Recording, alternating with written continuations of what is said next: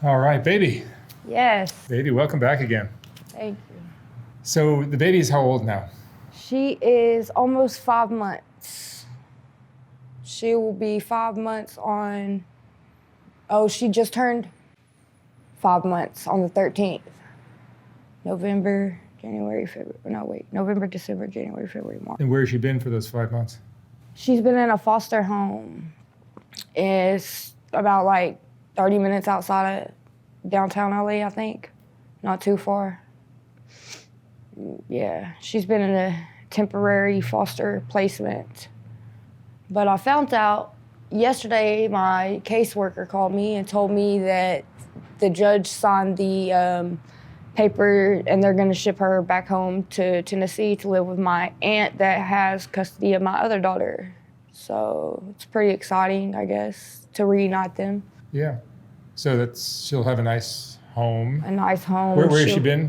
Just like in a hospital, basically? She's just been in like a temporary placement foster home out here. Have you been visiting her? I got to do one visit over the phone with her, and then I had lost my phone, so I lost contact with my caseworker, and I lost contact with the foster mom. So yesterday, I finally got back in contact with my case manager, and that's when he gave me the news that the judge already signed the paper.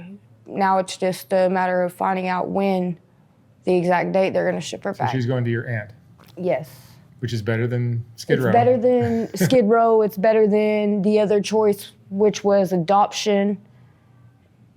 And because, like, in the state of California, when a child goes into their system, they have to figure out pretty much like a permanent placement by 6 months. They want to, you know what I'm saying, have them like stable, or at least what they think is going to be stable forever, you know? So you only got 6 months, from 0 to 6 months, and if you don't get it together by then basically it's adoption or family members. Does this motivate you to want to get clean and get back to your child? It does. I mean, it's still hard, but at least I know that, I know my daughter lives good. My daughter that already lives with my aunt, she lives good. She has nothing to worry about. They take great care of her. She's, you know what I'm saying, she's a good kid. She don't need nothing, want nothing. She's spoiled rotten. At least knowing that she's going back there, though, kind of gives me the hope and the joy, you know what I'm saying? Maybe one day I can conquer it and get them both back and go, you know what I'm saying, reunite with them, but I don't know, it's still gonna be hard, to be honest. Are you back using again? I have been, like, not constantly, but like, like occasionally, yeah, I have. More than I should have, more than I should be, period. I shouldn't be doing it at all, but I have a few times recently. So this is your second child, or? This is my second child. Your second. Well, technically it's my third. I miscarried my first, and then I had Zoe, and now I have Zara. And you were how old? 26. Just turned 26 the 12th, Friday the 12th. Yes. So where do you see your life going from here, darling? Well, you can stay down here and have more kids. I mean, I do like LA, but when they do send her back, when that day comes and they actually do ship her back, if I do leave LA, I'll probably just go back to Vegas for right now and try to, you know what I'm saying, at least like get some money up. I don't know, I got job offers out there like doing movies and stuff before I got pregnant. So doing movies? Yeah, like, in Las Vegas, they do like the little street movies on Fremont, and like, not no big production film like Fox or nothing like that, but I did get a couple like little offers to do a few little small movies and stuff. So I'm sure those offers are still on the table, and if not, then there'll be way more to come in Vegas. So at least if I go back to Vegas, I could go and do a few, you know what I'm saying, little jobs and stack some money up, at least to go visit them in Tennessee. Or, you know, it's a progress, a work in progress. Like, I don't want to say I'm going to do something and then I'm not going to do it, you know? Mm-hmm. That's a good policy. I don't got no crystal ball, so I can't tell you what I'm going to do in a month. What do you think of this lifestyle that you've carved out, where you're living on the street and you're doing drugs and you're getting pregnant but not having the ability to raise kids? I feel like shit for not having my kids and not being there for them and stuff. But at the same time, I don't want to say I regret anything, because everything that I've done up until this day and still from this day forward has made me become the person I am. And I think I'm a pretty good person, minus, you know what I'm saying, the drugs and my past, what I've been through. But I think overall, I'm a pretty good person. I got a big heart. I'm strong-minded, except for, you know, my downfall, which is the drugs. But I mean, I've been through some shit, so that's kind of just like my coping skill, my go-to. That's all I know. That's all I've ever known. My mom was a drug addict, so therefore I grew up. I did my first drug with my mom, you know, so that's all I've ever known from a young age. Like I started smoking weed at 6. I started doing harder drugs at 9, like pills. And then I started doing way harder drugs at 12, 11, you know what I'm saying? Coke and meth and Molly and shit like that. So that's basically like, that's all I've ever known to do when I feel down. Going back to Tennessee wouldn't get you away from the drugs, because the drugs. It definitely would not get me away from the drugs, but it would definitely be, if I did go back to Tennessee and I was able to, you know what I'm saying, be closer to them and live there and be stable, it would definitely be more motivation for me, knowing that, you know what I'm saying, they're both there, and it's just that much closer for me to get them back, or that much easier for me to be able to go and play with them whenever I want to, or go and, you know what I'm saying, hold them and touch them and hug them and shit. Yeah, something needs to change in your. It does. In your thinking, just and to motivate you to do it. I pray I can conquer this, but I'm grateful for every, you know what I'm saying, every day that goes by that I don't think about it, or every day that goes by that I can just get up and just smile. Like today, I'm feeling myself, like I feel like great today, you know what I'm saying? But some days I just be like, I feel like I just want to die. Like I want to end everything. Like I'm a piece of shit. Like I'm not good enough. Like it's not worth it anymore. But then I think about them. And that's my rock. That's what, you know what I'm saying? It's my motivation. Is there a lot of guilt? There is. There is. There's a lot of guilt. I'm just thankful that God let me carry them full term and let them be born, and they were healthy and beautiful and strong and alive, and you know, it's a miracle. It really is. It really is. It's all I can do is thank God, because I don't know what I would do if I didn't have this. You know what I'm saying? If I couldn't say like, oh, I have these 2 beautiful fucking daughters that God gave me. I don't know why he gave them to me. I probably didn't deserve them. I know I didn't deserve them. But they're here, they're alive, they're healthy, they're beautiful, they're strong. Yeah, but you haven't seen them. No, but I mean, just think, I had a miscarriage with my first child because my baby daddy was abusive. My same baby daddy, my first daughter's baby daddy, abusive. He drug me down a 3-mile gravel driveway, beat the shit out of me on Christmas Day. I miscarried his child. He came home that night from robbing people. I gave him his child in a styrofoam cup. He threw it over the fence in the snow. That's heartless, that's cold. How could you do that? You could see the little fetus inside the sack. I didn't go to no hospitals. I did it all by myself. Just like delivering Zara. I had Zara right here on Gladys in a tent by myself. I zip tied her umbilical cord. I sucked the mucus and shit out of her mouth with my mouth because I didn't have the sucking bulb thing. You know, that's an experience that I'm sure not a lot of people can say they've experienced. And it's crazy, it's insane as much as I think about it. But it's a beautiful experience, and I wouldn't trade it for the world. Like, I'm glad I got to do that. I feel like that made me that much closer. We had that much of a stronger bond. You know, me and my daughter have this bond that's I don't have with nobody else, not even my first daughter. At all. I've never had this, like, it's just a feeling that it's amazing.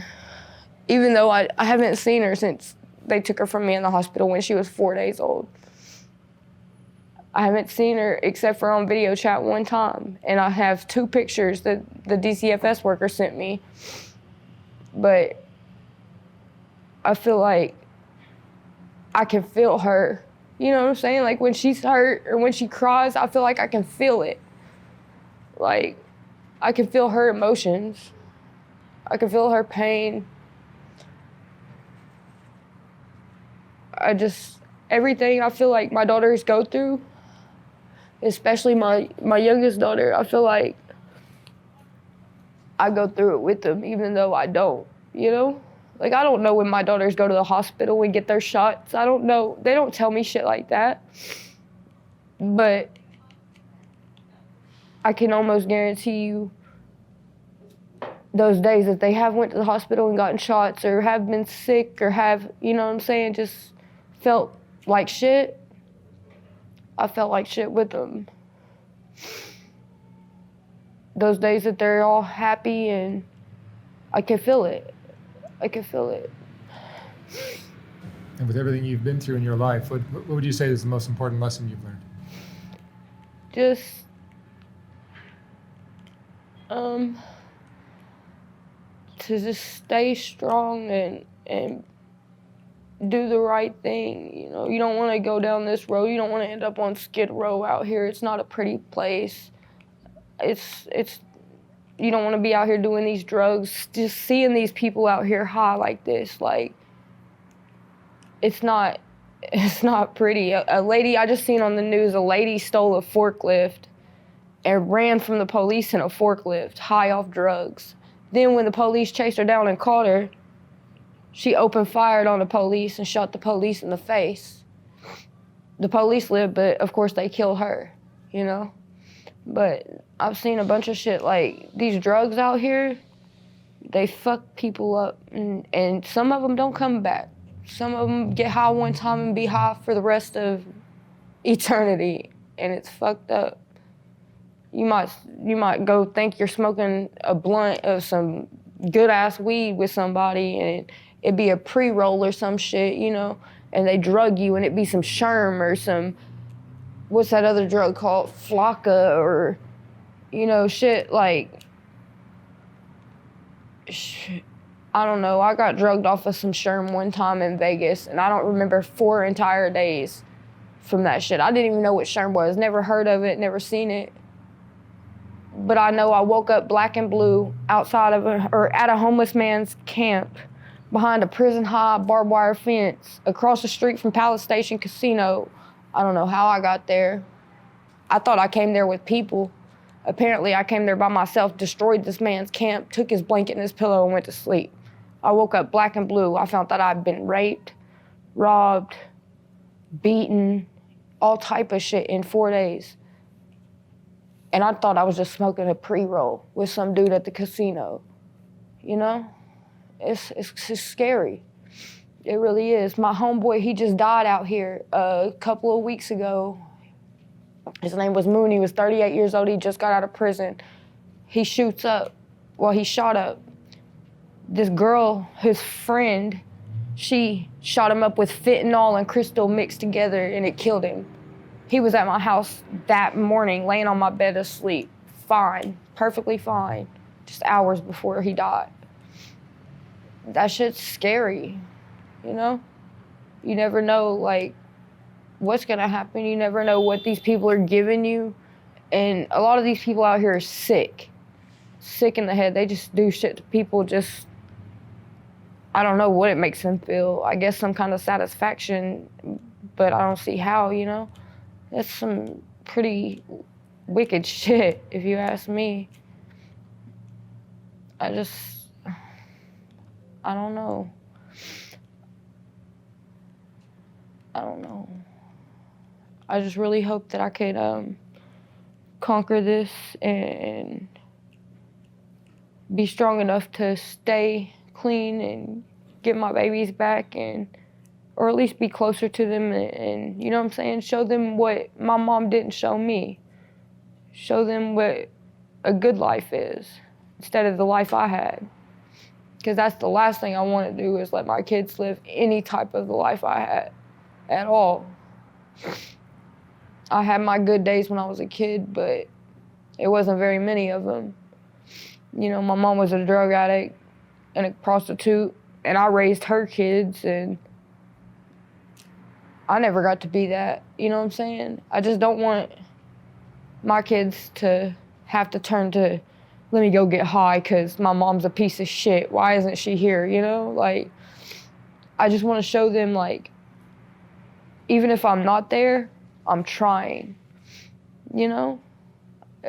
I'm putting forth some type of effort. I'm not gonna make them any promises that I can't keep. Like my mom used to tell me, oh, I promise you I'm not doing nothing. But she'll be high as fuck, picking up shit off the carpet all the time. Like, clearly you're high as fuck, Mom. You don't have to lie to us, you know? But when she was telling me that shit, I was never old enough to realize, like, man, this bitch is just lying in my face, you know? I was just a little kid. Like, my daughter is 5, 6, you know? And that shit hurts now that I'm older and now that my mom's gone, and, you know what I'm saying, I done experienced all that. It hurts me more that I don't have my kids because of going through types of shit like that. Like, I just don't want them to experience that shit. And it's bad enough neither one of my kids got their fathers in their lives. I never had a father, and that really hurt me by itself. Fuck the drugs, fuck, you know what I'm saying, my mom being a prostitute and a crackhead, all that shit. It hurt me growing up, being a little girl, not having, I couldn't be daddy's little princess, which is every little girl's dream, you know? Like, oh, I want to be daddy's princess. Every girl wants that growing up. Every girl. And it's bad enough my kids aren't gonna have that unless they're with my aunt and my uncle that my daughter lives with. Then they'll have, you know, mommy and daddy, but that's not mommy and daddy at the end of the day. It could be, I guess, disguised to them as that, but one day they're gonna grow up and they're gonna understand, like, this is not your real mommy and daddy. And they're gonna start asking questions. Well, where is my real mommy and daddy? And I don't want my daughters to be old enough to understand that and grow up and start asking them questions, and maybe I'm dead somewhere in a ditch because I got high on the wrong day I got the wrong drugs from the wrong person that day and killed myself. You know what I'm saying? I don't wanna be that. I don't know how I would answer to God or how I would explain that when that time came. You know what I'm saying? That's probably the hardest thing for me. How would my kids feel? Would they feel like I felt when my mom died and I viewed her body on Facebook? Probably not. They'll probably feel way worse because my mom was there for me. Even though shit, we was running and doing drugs together, breaking the law together, going to jail together, like, that was my best friend. She was my ride or die. Regardless of whatever my family ever said about her, I love my mom. She was a piece of shit mom, but she was my best friend. She was all I had. My kids, I haven't got to grow up and experience nothing with them.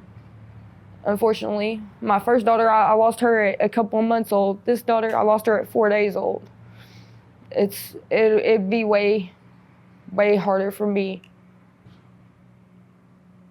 at the end, you know what I'm saying? If something happened to me, I don't know how I'd live with myself, or if I could kill my ghost if I died, you know what I'm saying? Like, I'd do that, because that shit would hurt me. I know it hurts me to not have my mommy anymore. Every day. Every day, I miss my mom. I just want to grow up and be some kind of a mom, or at least show them, you know, I do love them. Yeah. All right, baby. Well, thank you for coming in again. Mark. Wish you the best of luck. I hope you get All to right, spend thank some time you. with your daughter.